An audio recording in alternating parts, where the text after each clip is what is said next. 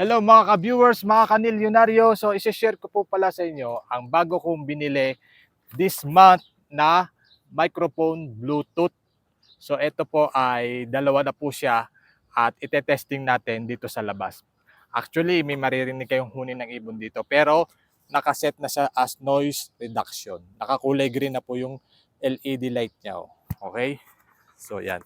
Tapos lalayo po ako para makita nyo or marinig nyo kung gaano ba kaganda yung may microphone at clear yung audio. Kasi importante din na bukod sa malinaw yung camera natin, ay malinaw din yung audio natin para mas mapakinggan ng mga subscriber natin. Okay? Na minsan kasi pag na-vlog tayo, 'di ba, yung yung sounds na nahina, tapos may nasasagat na ibang mga sounds, yung sa ingay ng sasakyan, sa mga bahay.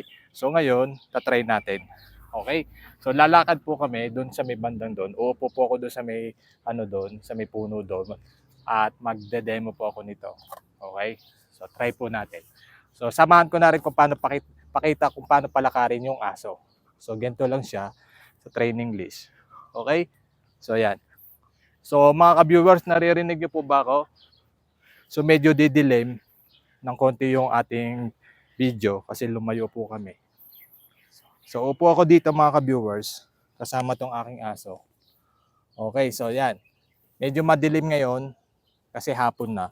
So itong microphone Bluetooth, napakaganda dito dahil kapag ikaw ay isang content creator at mahilig kang magdadaldal sa social media, kailangan mo mag-invest nito.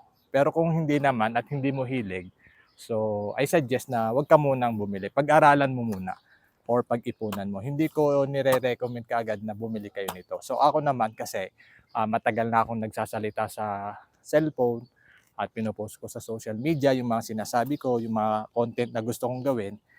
Eh siyempre kailangan naman na mag-invest din ako ng microphone para naman doon sa mga subscriber ko na makikinig at makakapanood ng aking video ay maganda yung sounds. So yun lang po.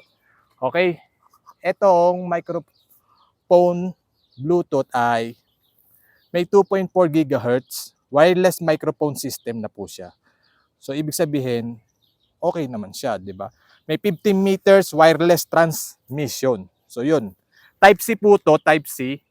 And yun, i-search nyo na lang. Maraming sa online shop na makakabili kayo nito. So ito ay Boya. So nabili ko to sa isang shop dito sa Saudi.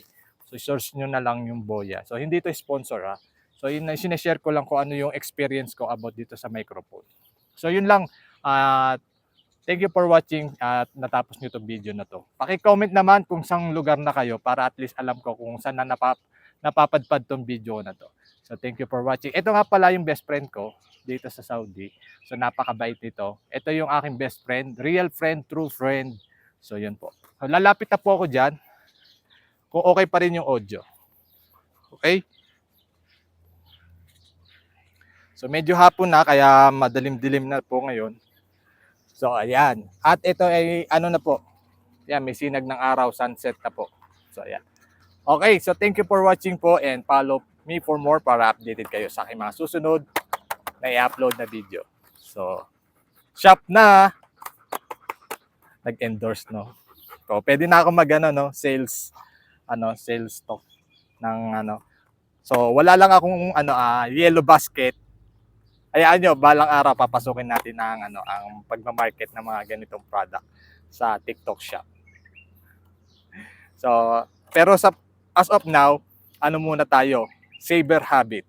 Okay, dito sa IMG community ay matututunan mo ang tamang pag-ipon at pag-invest. Saving habit po tayo kasi karamihan sa mga tao ay save to spend. Sa atin naman ay save to invest. So mapapalago natin yung tamang pera pinaghirapan natin at magamit natin ng pangmatagalan. Thank you for watching.